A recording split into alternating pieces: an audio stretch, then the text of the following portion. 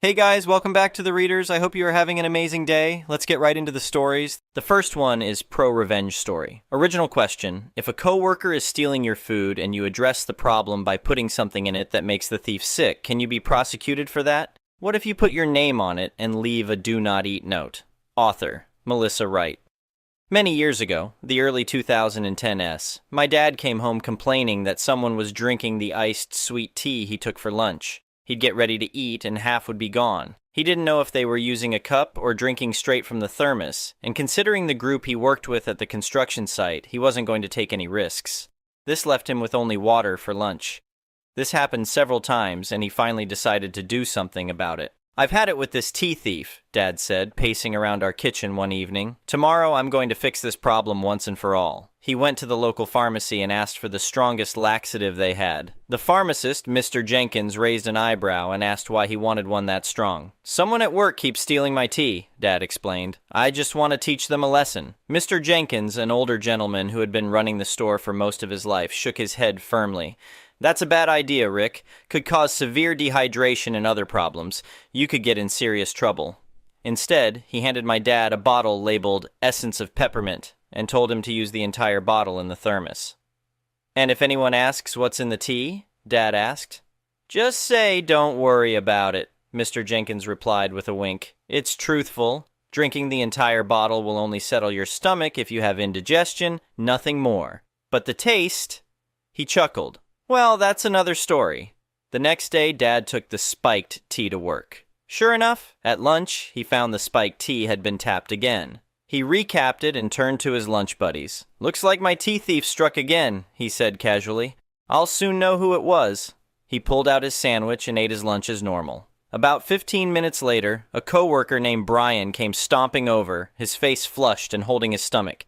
"Rick!" he shouted. "What the hell did you put in that tea, man?" Dad looked up innocently. "Don't worry about it." "Don't worry about it? I feel like my mouth is on fire." "What did you do?" Brian demanded, panting slightly. Dad just shrugged. "Maybe you shouldn't drink other people's beverages without asking." Shortly after that, Brian left work claiming to be sick. Dad just smiled and continued his afternoon shift. That evening, his phone rang. It was Brian's wife, Jessica. "Rick, what exactly was in that tea?" she asked, trying to sound stern but failing. "Brian's been moaning that you poisoned him and his breath smells like he ate a peppermint factory." Dad explained about the peppermint essence and suggested she call Mr. Jenkins at the pharmacy to verify it was harmless. "So he's not dying?" she asked. "Not even close," Dad replied. "Just teaching him a lesson about respecting other people's property." She was laughing too hard to even say goodbye as she hung up the phone. The next day, Brian avoided eye contact with Dad, and mysteriously, no one ever touched Dad's thermos again. The next one is an entitled people story. This happened about 2 years ago when I was still getting used to the idea that some people will go to incredible lengths to control what doesn't belong to them. For context, I'm the CEO of a mid-sized tech company that I built from the ground up over 15 years. It's been incredibly rewarding, but the job comes with long hours and constant stress. That's why, about 5 years ago, I bought a beautiful piece of forested property about an hour outside the city. It's my sanctuary. 43 acres of mixed hardwood forest with a modest cabin I had built right in the middle of it. The property borders a newer subdivision called Meadowbrook Estates. When I first bought my land, there were only a few houses in that development, and the HOA was pretty laid back. The original board members were reasonable people who understood that my property was completely separate from their community. We had a good relationship. I even let some of the neighbors use my forest trails for hiking, as long as they were respectful. But then the neighborhood filled up, property values went up, and unfortunately, a new HOA board got elected. The kind of people who think being on an HOA board gives them unlimited power over everyone within a 5-mile radius. The trouble started when the new HOA president, let's call him Mr. Powertrip, decided that my forest property was somehow under their jurisdiction. His logic was that since my driveway connected to one of their streets, and since some of my trees were visible from the subdivision, my property was part of their community aesthetic, and therefore subject to their rules. I got my first violation notice on a Tuesday morning. It was a certified letter informing me that my unkempt forest area was in violation of the community landscaping standards. They wanted me to clear-cut about half my trees to maintain sight lines and install decorative lighting throughout the forest to match the subdivision's aesthetic. I called the HOA office and politely explained that my property wasn't part of their community. The woman on the phone seemed confused but said she'd look into it. 2 days later, I got another notice, this time demanding that I attend their next board meeting to discuss my continued non-compliance. At the meeting, held in the community center, I found myself sitting across from 5 board members who all seemed to think they were running a small country rather than a suburban HOA. Mr. Powertrip started the meeting by informing me that they'd done their research and determined that my property was indeed subject to their authority. When I asked to see this research, he produced a map that had clearly been drawn in crayon on copy paper. It showed the subdivision boundaries extended to include my property, despite the fact that I had the actual surveyed property boundaries and deed that proved otherwise. I pulled out my surveyor's map and deed, spreading them on the table. The surveyed boundaries clearly showed that my property was completely separate, with a significant buffer zone between my land and theirs. The original subdivision plat, which I'd obtained from the county, confirmed this. Mr. Powertrip barely glanced at my documents before declaring that they were probably outdated, and that the HOA had expanded their jurisdiction to include properties that affected the community's visual appeal. That's when things got really weird. He leaned back in his chair and delivered what he clearly thought was his trump card. "Look, we know you're some big-shot CEO, but around here we don't care about your corporate success. You can either comply with our community standards or we'll make sure everyone knows what kind of neighbor you really are. In fact, here's our ultimatum. Either quit your CEO position and dedicate yourself to properly maintaining this community property according to our standards, or give us full access to develop your forest land as we see fit." I stared at him for a moment, genuinely shocked. The other board members were nodding along like this made perfect sense. They wanted me to either quit my job or hand over my private property for them to develop, essentially demanding I give them 43 acres of prime real estate worth well over $1 million. When I pointed out that what they were demanding was completely illegal, Mr. Powertrip smirked and said they'd consulted with legal experts who confirmed their authority. He claimed that property deeds could be superseded by community interests, and that HOAs had broad powers to maintain community standards. I asked who these legal experts were. Turns out it was his brother-in-law who'd taken some paralegal courses online. That's when I realized I was dealing with people who had absolutely no understanding of property law, legal boundaries, or basic reality. But they were so confident in their imagined authority that they weren't going to back down from reasonable explanation. So I decided to give them exactly what they were asking for: proof of my property boundaries and legal status. But I was going to do it in a way that would make their demands very, very expensive. I told them I'd be happy to provide definitive proof of the property boundaries and legal status. I said I'd hire a professional surveying company to conduct a comprehensive boundary survey of not just my property, but the entire area where their jurisdiction might be in question. I'd also retain a real estate attorney to provide a complete legal analysis of property boundaries, HOA authority, and any potential boundary disputes. Mr. Powertrip practically gleamed with satisfaction. He said that was exactly what they wanted, and once the survey proved their authority, I'd need to comply with their demands immediately. I agreed to their terms, but added that since they were so confident in their legal position, they should be willing to cover the costs of the survey and legal review if it turned out they were wrong about their jurisdiction. After all, if they were right, I'd be paying for everything anyway as part of my compliance. They agreed immediately, probably thinking they were getting expert validation of their authority for free. What they didn't realize is that I knew exactly what a comprehensive boundary survey of the area would reveal. I hired the most thorough surveying company in the state and the best real estate attorney I could find. I told them I wanted a complete analysis of all property boundaries in the area, including historical surveys, deed research, and a full legal review of HOA authority and jurisdiction. 3 weeks later, we had the results. My property was indeed completely private, located entirely outside the subdivision boundaries with a significant buffer zone, but that wasn't the interesting part. The interesting part was that the surveyor discovered that the subdivision itself had been incorrectly mapped when it was developed. The actual surveyed boundaries of Meadowbrook Estates were about 30 feet smaller on each side than what the developer had originally claimed.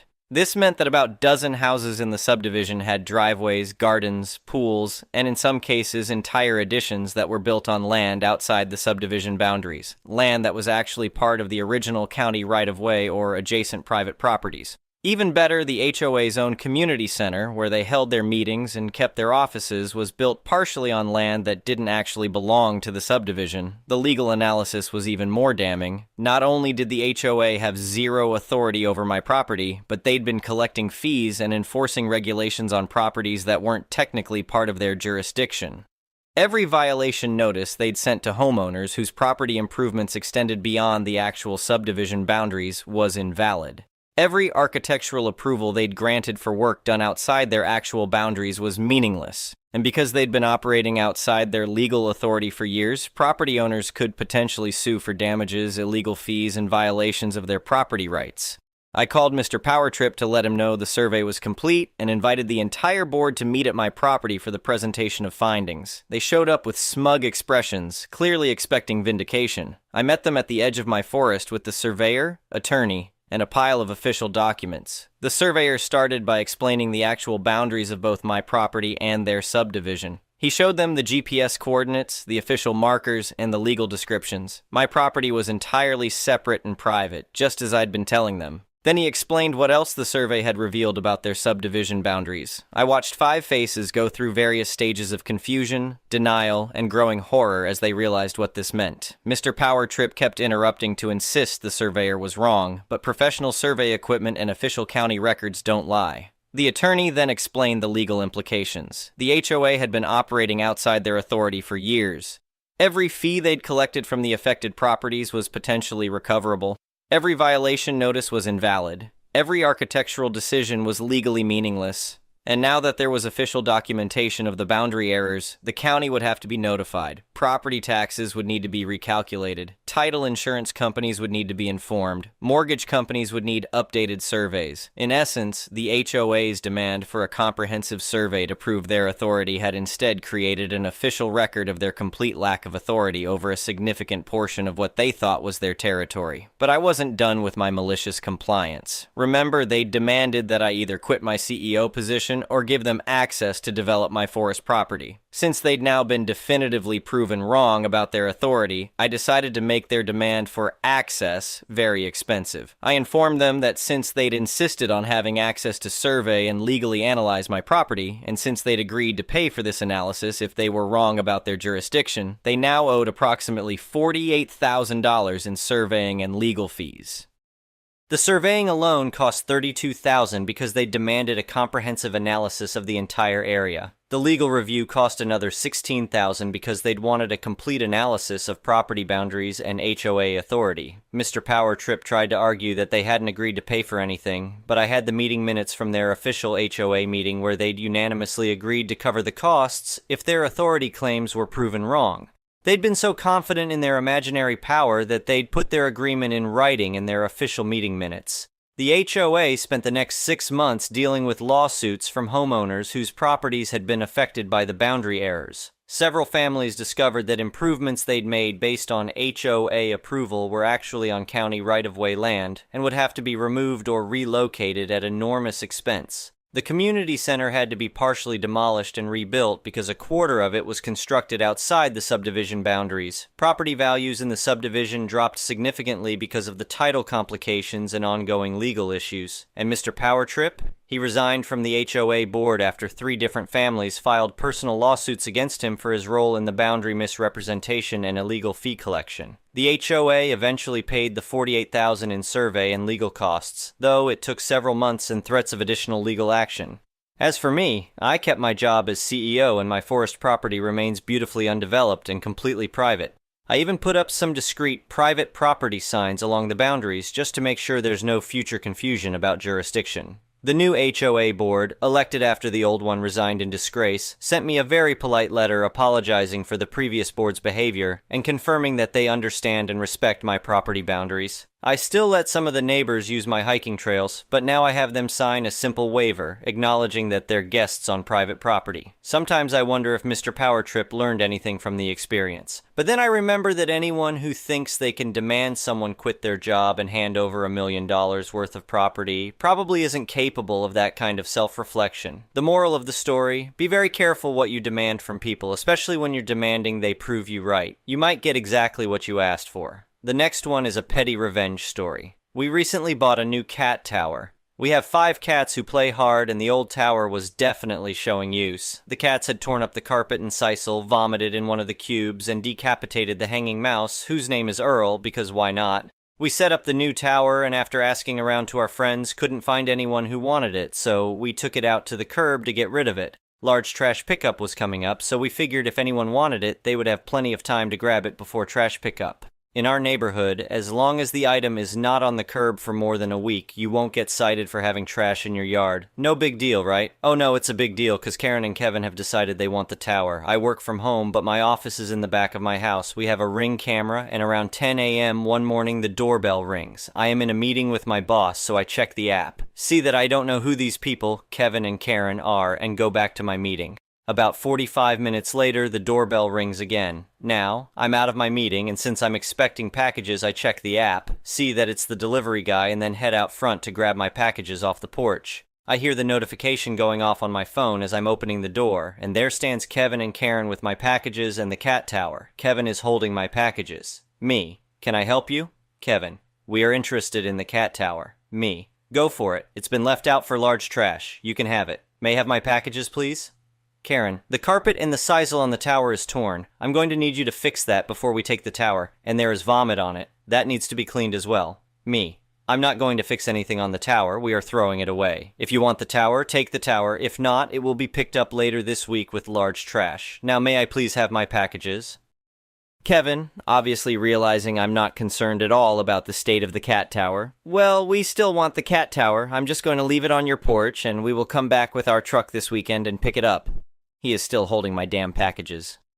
Me: "That won't work for us. See, we are trying to get rid of the tower, and I don't want it on my porch, which is why it is on the curb. So, if you want the tower, and you aren't going to take it right now, I'm not going to hold it for you. Please give me my packages." About this time, my phone started ringing, and I needed to get back to work, but I wasn't going to leave without my packages. Just as I am about to get angry with these people, my retired military grizzled biker-looking neighbor pulls up in his pickup truck. He is a big pussycat, but very protective of us, and especially our 2 daughters.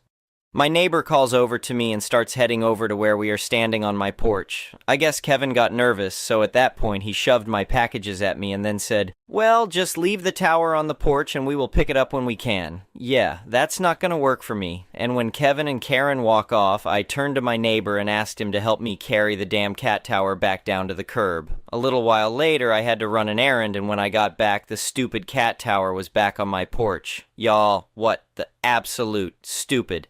Hell, my kid, F19, got back from class a little while later and asked why the cat tower is back on the porch. I told her the story. She rolled her eyes and groaned, and I went back to work. About 30 minutes later, she came into my office laughing. Me: "What did you do?" MK: "Took the cat tower back down to the curb." Me: "How? That thing is heavy as hell." MK: "It was really easy once I took it apart and put all the hardware in this Ziploc bag that accidentally fell into the trash can with the used cat litter. So if Kevin and Karen want the cat tower, it's still available, but they will have to go dumpster diving for the hardware." The next one is a malicious compliance story. A little bit of backstory to help explain some of the later facts. In the military, every piece of equipment gets preventative maintenance done on it to maintain it in good working condition. In the Navy, we have a very well laid out maintenance system with step-by-step instructions on how to do every bit of maintenance, with instructions so simple a monkey could do it. Part of these maintenance procedures lists required tools, parts, materials, and test equipment, and they are also extremely specific,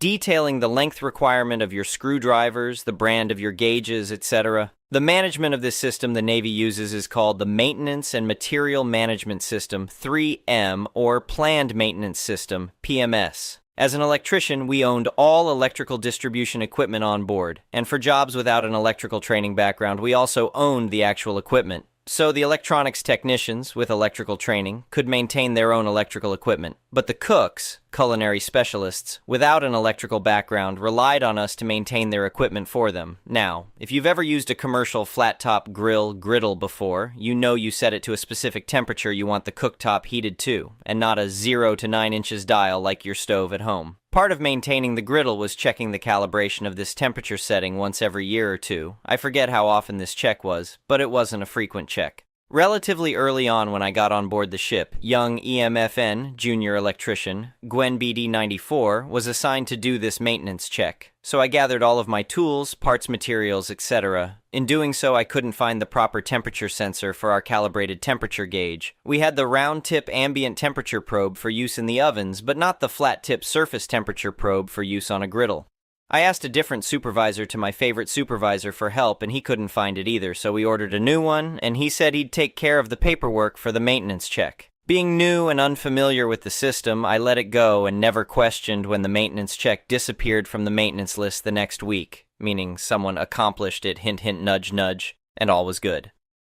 The next time this maintenance check came up due, we were on deployment, and it was again assigned to me. By this time, we had a new supervisor, and I was now EM3, slightly less junior electrician, Gwen BD 94, a bit more knowledgeable. I looked where we kept all our calibrated equipment and couldn't find the flat-top temperature probe I knew it needed, so I asked my supervisor. He found we had one on order, but didn't know that we had one in the shop and told me to figure it out. Knowing that was an unlawful order and would amount to lying about the check and could bite me in the ass later, I said I wouldn't do the maintenance without the right equipment, and since he couldn't lawfully order me to, we started putting a note on the check that the tools were on order, and delaying it. This went on for about 3 months until the check was about to go red, move out of periodicity, and cause negative numbers on out maintenance reports, and I was again ordered to figure it out or I'd be written up. I refused and raised the same issue to my boss's boss, and we tore the shop apart trying to find the right equipment but couldn't find it, so he told me not to worry about it. Later that week, while I was on watch as a roving watchstander, allowed to walk around the ship and even required to, after dinner one evening, I saw a newer, more junior electrician, let's call him Empha Timmy, even more junior than I initially was electrician, in the galley, kitchen, working on the griddle.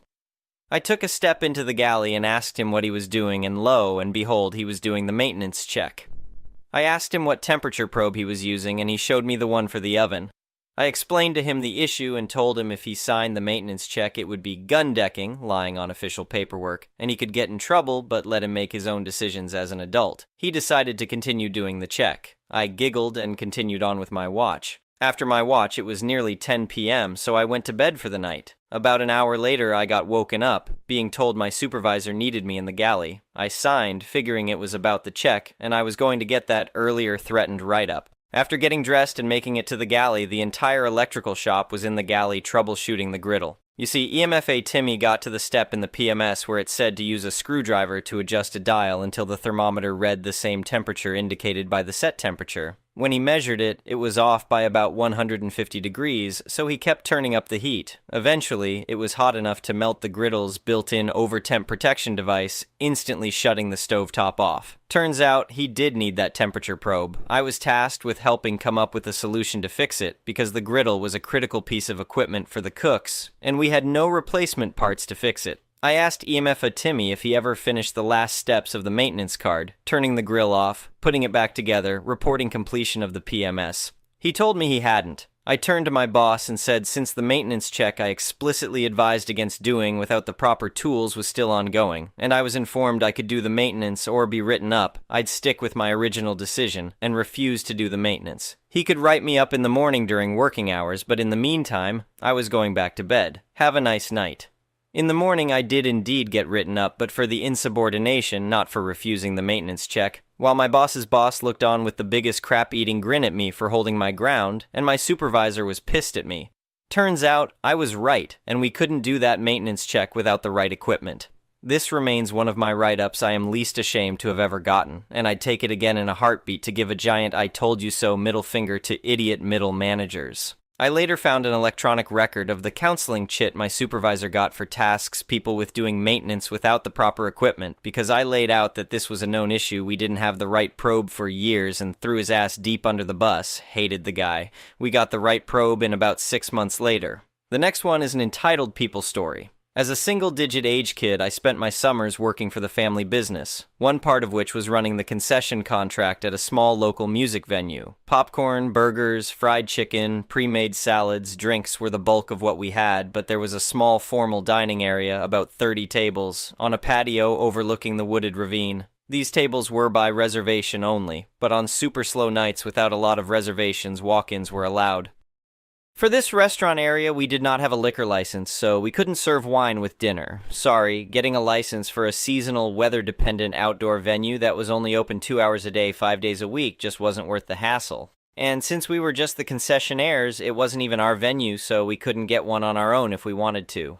One of the most common types of shows would be a symphony orchestra or well-known string ensembles. We had major concerts with B-list and former A-list stars sprinkled in, but those were outnumbered by the classy performances. And where you have classy performances, you have uptight snobs who can't eat a bite of food without wine. They know they absolutely deserve it, and nobody had better tell them no. For most people, we would say we have no liquor license, so, and listen carefully here, we do not serve or sell wine. We also cannot tell people it is okay to bring their own wine. Again, listen carefully. We cannot tell people it is okay, as in we cannot give permission. Liquor laws. Enter the entitled couple who are making a reservation on the phone. We had a steady trickle of people like this, and the conversation always went the same way. Couple, it was always the wife. What kinds of wines do you serve? Us. I'm sorry, we do not have a liquor license, so we do not serve any wine. Couple. What kind of restaurant doesn't have wine? This is a very special occasion, names the occasion as if that made a difference, and we can't enjoy it without wine. Can't you make an exception just this one time? Us. We apologize, but we do not have a liquor license. Couple. Well, can you get one? How hard can it be? Us. Silence. Couple.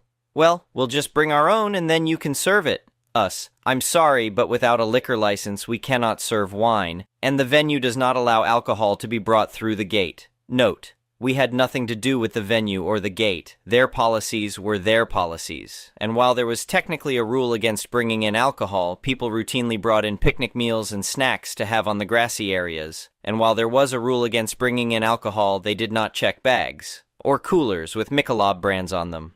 For some of the big concerts like Three Dog Night, US Family Kids could get like $50 in aluminum a night after the show was over, with us racing the venue ground screws to collect as many cans as possible. Couple. So we can't even bring our own wine in? Us. I cannot give you permission, but they don't check the bags. The owners told all of us to word it exactly like that.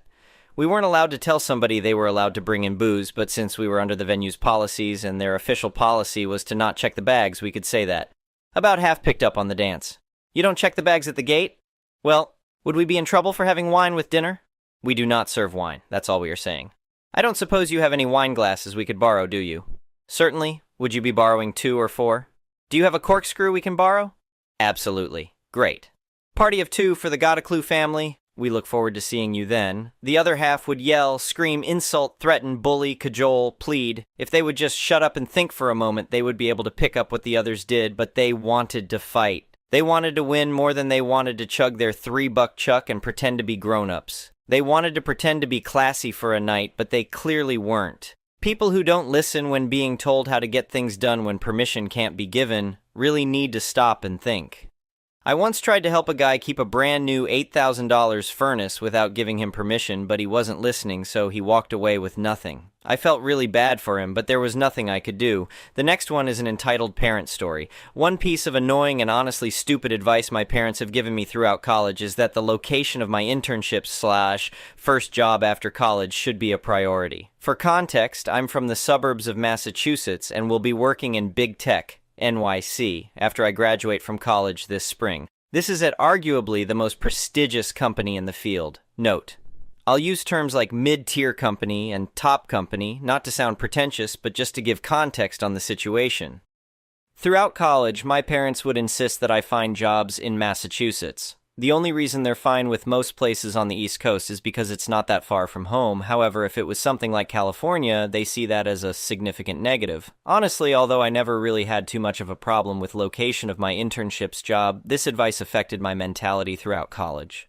Freshman and sophomore year, instead of applying anywhere and everywhere, I would not apply to internships far away because I was subconsciously thinking of what would please my parents. Even junior year, I applied to internships out of state, but if asked what I prefer, I would always mention East Coast and even had the mindset that a job in Mass would be ideal. I even told a recruiter in an interview once that location was a top priority because I prefer to be close to my family, even though this was really only because of my parents. For my junior year internship, all my internship offers were out of state, so it didn't matter. My internship was at a top company. However, I think since I wasn't used to advocating for myself against my parents, if I had gotten an internship at a less recognized company in Mass, my parents might have convinced me to take the latter internship because of location, even though the former was much better for my career. I know this because sophomore I worked at a good defense contractor, which was very good for a sophomore internship. However, the internship is definitely not as good as a big tech internship for junior summer. When I got an offer at a big tech company, my dad suggested that I try to see if I can get a better offer at the defense contractor. Although you can negotiate, it's clear that the defense contractor can't compete with the big tech company in terms of salary, and my dad knows that. And internship salary wasn't the thing that mattered, it was new grad salary. And although the contractor provides a good salary for new grad, the big tech company provides a much better salary, even accounting for cost of living. The only reason my parents were even suggesting to still consider the contractor is purely because of location, which is terrible advice. Also, it wasn't even just about salary. The specific big tech companies I got offers from are better for career growth than the defense contractor. The only thing that was better about the contractor was location, which I don't think is crucial in most cases for a new grad. It's really only now that I realize the location of the first job shouldn't be the main priority, especially if it's in a big tech hub like NY or Cali. If the only option at my company was to work in Cali, I would have still advocated against my parents to take it over a worse offer in a close location, even if the latter offer was still decent. My parents honestly expect me to sacrifice what's optimal for my early career for their comfort in me being close to home, which is honestly stupid. When I have a conversation about this subject with my parents, their argument will be, what if there were a job that pays the same in mass? A hypothetical job in mass for new grads that pays similarly as to the top company I'll be working at doesn't even exist in the first place.